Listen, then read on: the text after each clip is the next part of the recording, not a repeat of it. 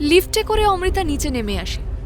Ground ফ্লোরে এসে লিফটের দরজা খুলতে অমৃতা দেখে লিফটের বাইরে দাঁড়িয়ে আছে রাহুল রায়চৌধুরী। অমৃতা বা রাহুল দুজনের কেউই কাউকে দেখে কোনো কথা বলে না। হুডি পরা আর্য তখন অমৃতার কাঁধে মাথা রেখে শুয়ে আছে, তাই তার মুখ দেখতে পেল না রাহুল। অমৃতা লিফট ছেড়ে বেরিয়ে এলো। রাহুল দ্রুত পায়ে লিফটে ঢুকে গেল। অমৃতা আর্যকে নিয়ে ততক্ষণে লিফট ছেড়ে বেরিয়ে গেছে। টপ ফ্লোরের লিফটের দরজা খুলতেই রাহুল বেরিয়ে এসে আশ্চর্য হয়ে গেল।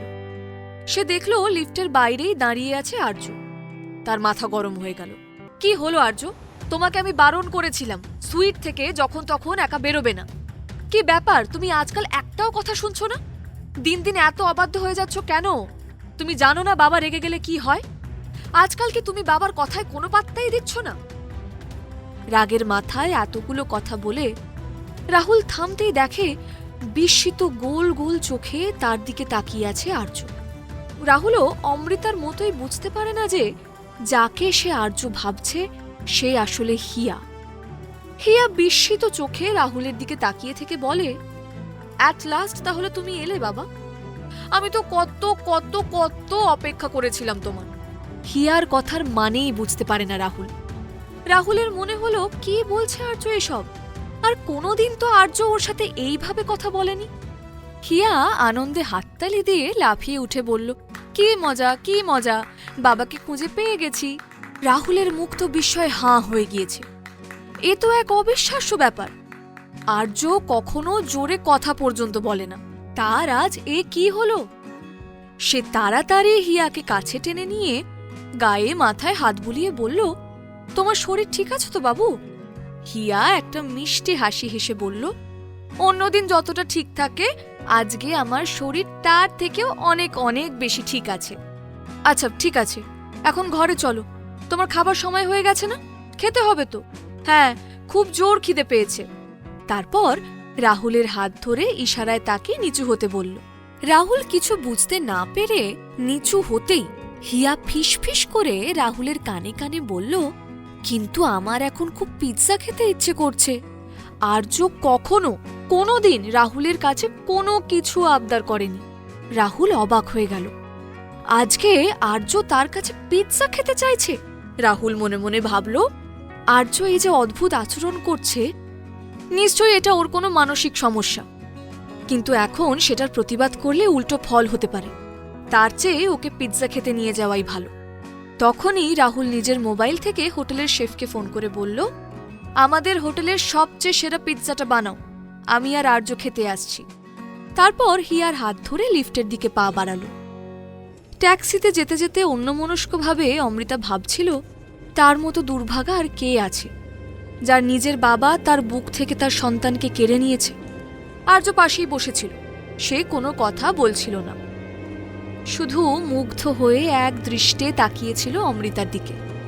তার মনে হচ্ছিল এটা যদি স্বপ্ন হয় তাহলে যেন এই স্বপ্নের দুনিয়াতেই সে থাকতে চায়। রেস্টুরেন্টে পৌঁছে অমৃতার একটু অবাক লাগে। হিয়াকে কোনোদিনও সে ওর হেডফোন আর মোবাইল ছাড়া দেখেনি, কিন্তু আজকে হিয়া ওর মোবাইল আর হেডফোন কোনোটাই নিয়ে আসেনি। এতটা চুপচাপ তো হিয়া কখনো থাকে না। হিয়ার শরীর খারাপ হলো নাকি? অমৃতা ভালো করে হিয়ার দিকে তাকাতেই ওর মনে হলো হিয়ার চোখে যেন একটা ক্লান্তির ছাপ। আর্য সবসময় বিষণ্ণ থাকে বলে ওর চোখে এই ক্লান্তির ছাপটা থাকে। আর্য অমৃতার দিকে করুণভাবে তাকিয়ে বলল, আমি তোমার সব কথা শুনবো মাম্মাম, তুমি আমাকে ছেড়ে যাবে না তো? অমৃতা হিয়া ভেবে আর্যর মাথাটা নিজের কাছে টেনে নিয়ে বলে, না সোনা, তোমায় ছেড়ে আমি কোথায় যাব? তুমিই তো আমার সব। আর্য ফিসফিস করে বলে, আমি তোমায় মাম্মাম বলবো, তুমি রাগ করবে না তো? অমৃতা ভাবল, এতদিন ধরে তো হিয়া তাকে মা বলেই ডাকতো, আজকে হয়তো তার কোনো কারণে ইচ্ছে করেছে মাম্মাম বলে ডাকতে, তাই জন্যই হয়তো হিয়া পারমিশন চাইছে। অমৃতা হেসে বলল, আমি তো তোমারই মা, যা ইচ্ছে হবে তাই ডেকো। আর্যর মুখে হাসি ফুটে ওঠে। এলগিন রিসর্টের রেস্টুরেন্টের সুন্দর করে সাজানো ক্যাফেটেরিয়ায় ঢুকে হিয়া উচ্ছ্বসিত হয়ে ওঠে। হিয়া এমন একটা চেয়ার দেখে বসে যেখান থেকে লিফটটা দেখা যাবে, কারণ ও তো ওর নতুন বন্ধুর অপেক্ষায় ছিল। কিছুক্ষণের মধ্যেই একটা বড় সড়ো পিৎজা ওদের টেবিলে চলে আসে। হিয়া রাহুলের দিকে তাকিয়ে বলে, ওয়াও ইয়াম্মি। তারপরেই একটা টুকরো তুলে নিয়ে মুখে পুরে নেয়। রাহুল আর্যকে টেবিল ম্যানার্স নিয়ে সাধারণত খুব বকাবকি করে, সেখানে হিয়া এইভাবে সবকিছু ভুলে হাতে করে পিৎজা তুলে নেওয়ায় সে ভীষণ অবাক হয়। কিন্তু সে আর বকাবকি করার সাহস পেল না। হিয়া তৃপ্তির সঙ্গে পিৎজা খাচ্ছিল। হঠাৎই ও খাওয়া থামিয়ে বলল, ইউ নো ড্যাডি, আমি তোমাকে যতটা হ্যান্ডসাম ভেবেছিলাম তুমি তার চেয়েও বেশি হ্যান্ডসাম। আচ্ছা, মা তোমাকে কি করে খুঁজে পেল? আর্যর প্রশ্ন শুনে সাংঘাতিক চমকে যায় রাহুল। এসব কি বলছে আর্য? রাহুল এবার সাংঘাতিক চিন্তায় পড়ে যায়। সাম্যর বলা কথাই হয়তো ঠিক। তবে কি সত্যিই ওই মহিলা আর্যকে কোনো তুকতাক করেছে? রাহুল নিজের মোবাইল বার করে ডক্টর সুবিনয় ঘোষালকে ফোন করল। সুবিনয় ঘোষাল রায়চৌধুরীদের নিজস্ব নার্সিংহোমের ডিন। রাহুল রায়চৌধুরী ফোন করেছে দেখে তিনিও প্রায় সঙ্গে সঙ্গে ফোনটা ধরলেন। Hello doctor Ghoshal, I need your help. আর্যর জন্য আমার একজন খুব ভালো চাইল্ড সাইকোলজিস্টের প্রয়োজন। আর্য কিরকম একটা অদ্ভুত বিহেভ করছে। আমাদের হোটেলের একজন গেস্টকে ও নিজের মা ভেবে নিয়েছে, আর সেটাকেই বিশ্বাস করে অদ্ভুত অদ্ভুত আচরণ করছে। রাহুল শুরু থেকে ডক্টর সুবিনয় ঘোষালকে সব কথা খুলে বলল। শুনে ডক্টর সুবিনয় ঘোষাল বললেন, কুল ডাউন রাহুল, এত চিন্তা করো না। এটা খুব বড় কিছু ব্যাপার নয়। এই বয়সে বাচ্চারা যারা মাকে হারিয়েছে তারা অনেক সময় এরকম আচরণ করে। আমার অভিজ্ঞতা বলে আর্যর এই সমস্যাটা সেলফ কিউরেবল। তাও আমি অবশ্যই একজন বিখ্যাত চাইল্ড সাইকোলজিস্টের সাথে আপনার অ্যাপয়েন্টমেন্টের ব্যবস্থা করব। You don't worry. রাহুল রিসেপশনের সামনে দাঁড়িয়ে এন্ট্রান্সের দিকে পিছন করে নিচু গলায় কথা বলছিল। ওর বলার মধ্যেই অমৃতা আর্যকে নিয়ে ঢুকল। আর্য রিসেপশনের সামনে পিছন ফিরে বাবাকে কথা বলতে দেখেই মনে মনে প্রমাদ গুনল। বাবা যদি এক্ষুনি তাকে অপরিচিত একজনের সঙ্গে এইভাবে বাইরে থেকে ঢুকতে দেখে তাহলে আর রক্ষা নেই।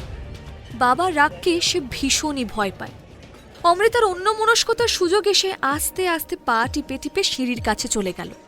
ডক্টর ঘোষালের সঙ্গে কথা শেষ করে রাহুল ফোনটা রেখে পিছন ঘুরতেই অমৃতাকে দেখতে পেল।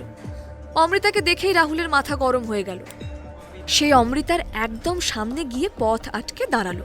তারপর বলল, এই যে আপনি কেন এরকম করছেন বলুন তো আমাদের সাথে? অমৃতা তো মাথা মুন্ডু কিছুই বুঝতে না পেরে বলল, আমি কি করেছি?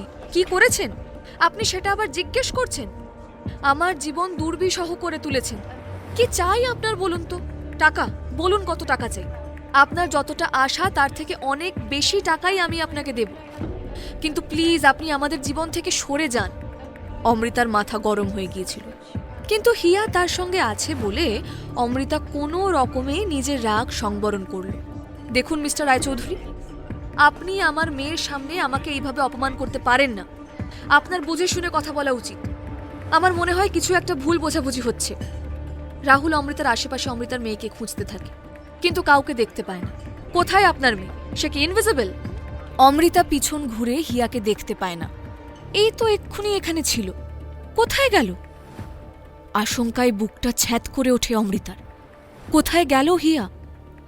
ওর ছেলের মতো হিয়াকেও জানতে হলে আজই ডাউনলোড করুন পকেট FM এর অ্যাপটি আর শুনতে থাকুন এক যে ছিল কন্যা।